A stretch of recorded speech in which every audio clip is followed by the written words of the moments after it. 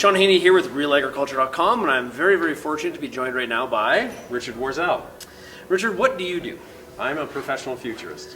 Okay, so what does a futurist do? It sounds quite elaborate. It is. Just as a biologist is somebody who studies biology, a futurist is somebody who studies the future. And my purpose in studying the future is to help people plan and prepare for the uncertainties ahead. I don't predict the future for the simple reason that nobody can do it. Nobody can be accurately and consistently right about what's going to happen next. So you more so talk about some of the challenges ahead. So today, for example, you spoke to some of BASF's big, large customers in the Lethbridge, Alberta area. Discuss some of the challenges ahead, or some of the things for them to consider, the constraints, things like that. Yeah, well, these are among the world's experts in farming, so it would be presumptuous of me to tell them about farming. But what I did do, and what I tried to discuss, were some of the things that are happening around them that are going to affect their lives and affect the way they farm. So you didn't tell them if corn will be up or down in the fall? Didn't talk about the price of corn like that. Or wheat. So what are some of the things that you talked about then? Well, I think there are three primary things. There's going to be an explosion in demand for farm produce, particularly food, but not exclusively. There is going to be a revolution in the kind of smart tools that are available to farmers, and climate change, which is going to change everybody's lives. Okay, so let's focus on number one first, demand. Demand's going up. You mean in terms of global demand for food, obviously with the population getting larger? Is that sort of what you hit on? Well, there's that. Plus, you've got developing countries that are moving into the middle class. And one of the things I talked about was China was kind of the archetype. And if you look at the pattern from their past, 1960, the average Chinese citizen consumed 1,600 calories a day. By 2000, when they moved into the middle class, they were eating 2,600 calories a day.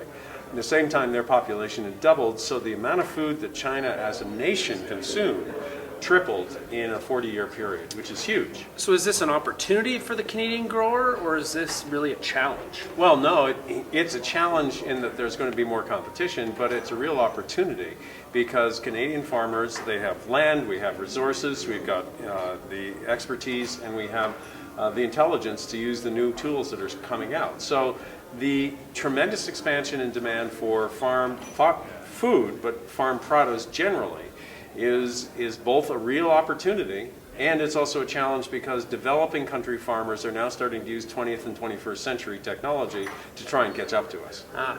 Okay, and what number two was technology, That's tools. Right. Smarter tools. Smarter tools. So what does that entail? Well, okay, we are moving into an era where computers, all the stuff that you've seen happen with computers over the last 50 years, that's a warm-up act. Now the real drama begins.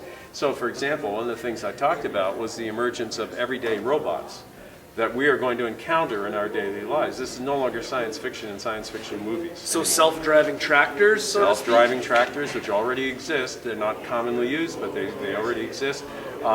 Flying drones that can monitor crops on a constant basis, can identify pests as they emerge, and can even try to exterminate some pests, including things like wild boar, which are becoming a problem in some part of the prairies. And it's also going to be the emergence of big data, which is the analysis of huge amounts of data with the intention of coming up with complex answers, or better answers to complex questions. Yeah. So it's going to be smarter tools asking more complicated questions and coming up with better answers. So what was the reaction from the full house today here in Lethbridge? What were some of the reaction on the robot technology smarter tool discussion? Well, actually, one of the questions that I got was, how soon are these going to be available? Kind of the implication, I want to get it now, from a farmer who was already using drones, but was interested in my comments about sensors and how quickly are the sensors going to develop so that he can start monitoring the things that I talked about.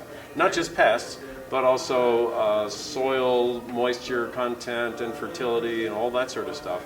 And that's actually a combination of things, and part of it is the interaction of humans and technology.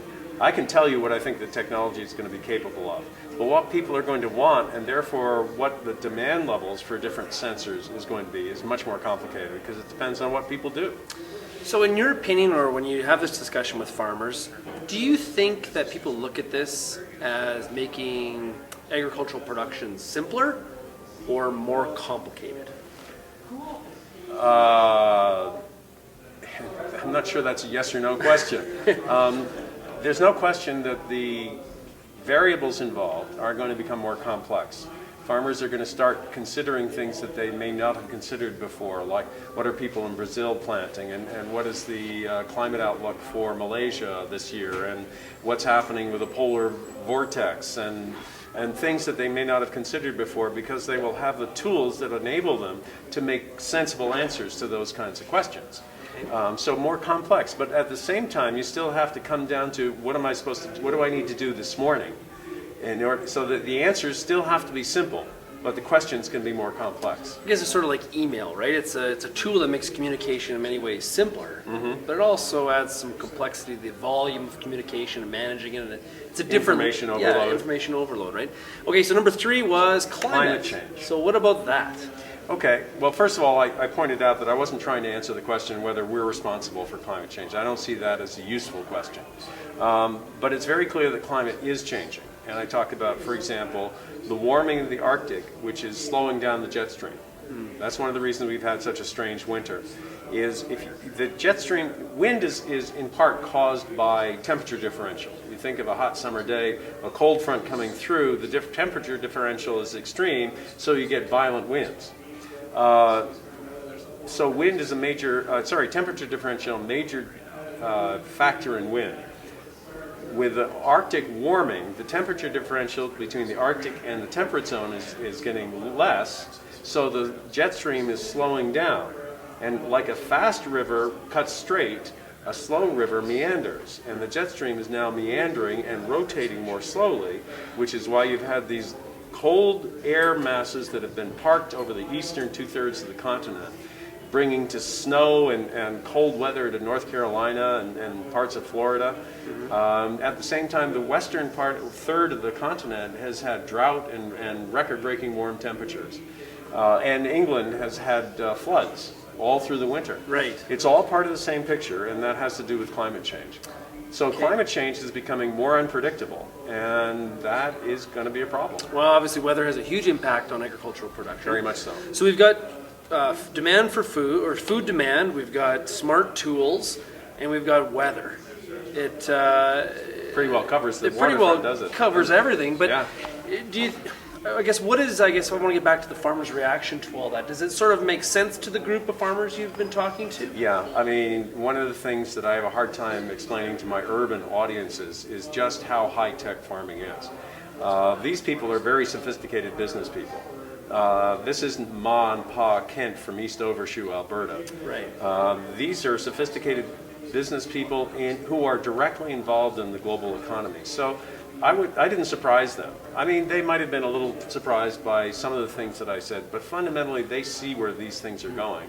What I was trying to do was point out the implications for their day-to-day operations. So what was the thing that surprised them the most, what you said? Well, I think probably the thing the question that I got was about investors buying farmland.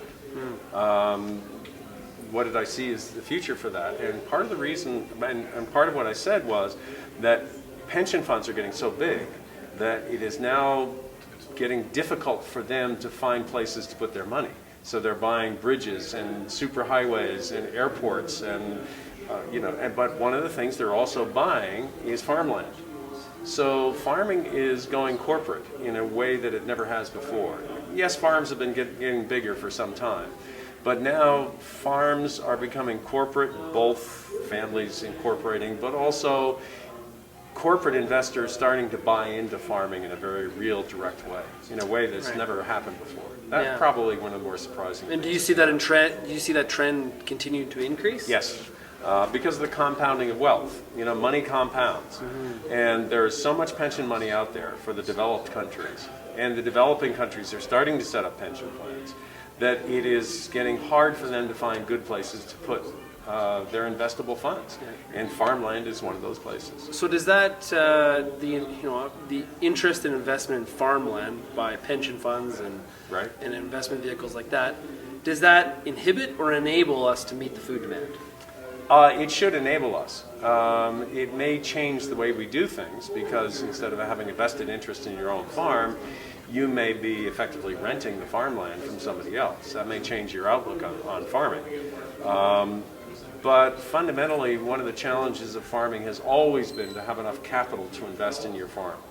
And if investors are starting to put money in, that should make life easier for farmers. All other things being equal. I mean, there's no such thing as a single-edged sword in this. Well, Richard, it's very, very nice to meet you, and I look forward to hearing some of our readers and viewers' feedback in the comment section of the post. And thanks a lot. It was great meeting you. My pleasure. Thanks for inviting me.